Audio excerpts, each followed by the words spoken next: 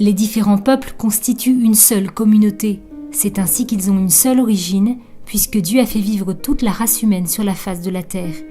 Ils ont aussi une seule fin ultime, Dieu, dont la providence, dont l'œuvre de bonté et les desseins de salut s'étendent à tous, jusqu'à ce que ses élus soient réunis dans la ville sainte.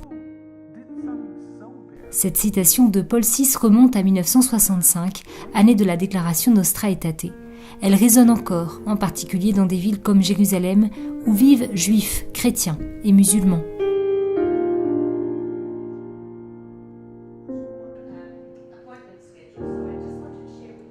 Pour apprendre à connaître cette réalité, quelques étudiants de l'Université européenne de Rome se sont rendus à l'Institut pontifical Notre-Dame pour assister au forum interreligieux intitulé « Jérusalem et les religions monothéistes, symboles, modes de vie et quotidien ». Il s'agit de l'un des lieux centraux du christianisme et je crois que cette ville a beaucoup à enseigner au monde.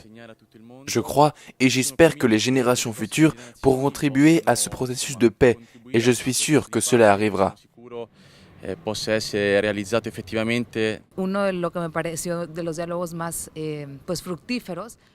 L'une des expériences les plus réussies que j'ai entendues était celle d'une personne qui travaille dans le domaine du dialogue religieux, non pas d'une manière théorique ou théologique, mais pratique.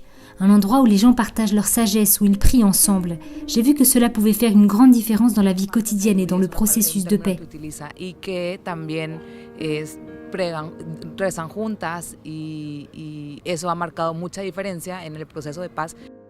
Le père Imon a ouvert le forum en déclarant que promouvoir la culture de la rencontre n'était pas simple, mais que des petites initiatives pouvaient faire la différence.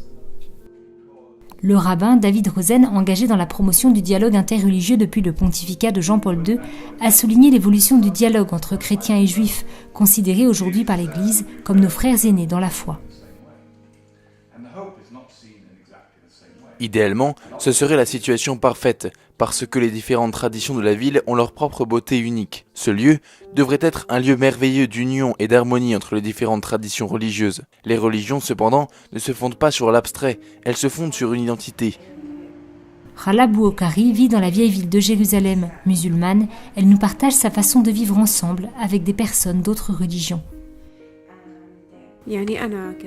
Moi et ma famille, nous n'avons pas de difficulté pour entrer en relation avec les autres. Certains enseignants de mon école sont chrétiens et nous sommes liés par une profonde amitié. Nous nous retrouvons, nous avons des contacts avec des chrétiens étrangers. Au cours du mois de Ramadan, nous recevons la visite de quelques sœurs et à mon tour, je leur rends visite au moment de Noël. Nous avons aussi des amis juifs, mais bien sûr, la situation politique est difficile à Jérusalem. Il y a quelques jours, le pape François a déclaré que nous devions valoriser la diversité des cultures, non par désir d'uniformité, mais pour trouver une harmonie dans ce monde qui craint l'autre et qui construit des murs, et qu'il est donc infiniment nécessaire de promouvoir la rencontre. Ce n'est pas une harmonie parfaite. Ici, nous ne réalisons pas la Pietà de Michel-Ange, mais nous voyons l'harmonie qui se produit dans la vie de tous les jours, dans les difficultés de la famille, ce qui n'est pas parfait, mais ce par quoi nous grandissons et nous progressons ensemble. Un'armonia che si fa, si migliora, si cresce insieme.